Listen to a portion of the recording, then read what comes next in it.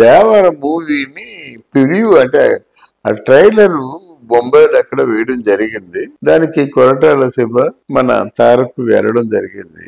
అయితే ఏమైందంటే ఎప్పుడు ఆవేశంగా మాట్లాడినా ఆలోచించే తారక్ ఈసారి అనాలోచితంగా మాట్లాడాడు అనిపించింది అన్నమాట.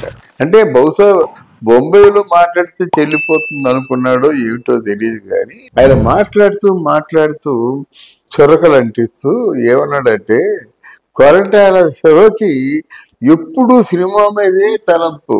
ఆ పక్కన్న వాళ్ళు ఎవరైనా పాడు చేస్తే గానీ సినిమా ఫెయిల్ అవ్వదు ఆయన అకౌంట్ లో అని చెప్పేసరికి ఆయన పక్కన్న వాళ్ళు ఎవరు? చిరంజీవి, చరణ్, అంతే కదా. అయితే ఆయన పక్కన్న వాళ్ళు పాడు చేస్తే కానీ అవ్వదు. ఈ సినిమాకి ఆ డోకా లేదు.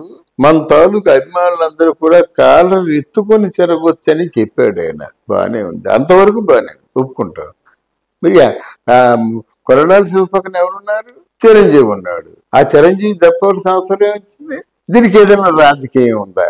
రాజకీయం ఉంటే ఎలాంటి రాజకీయం ఉంది అంటే బహుశా అందుకనేమో బన్నీతో అది బన్నీ అంటే బన్నీ తరఫున చిరంజీవి మీద అటాకే కదా. అది ఆలోచించండి. ఎందుకంటే ఇప్పుడు చిరంజీవి సినిమా ఫెయిల్యూర్ గురించి ఎందుకు మాట్లాడాలా?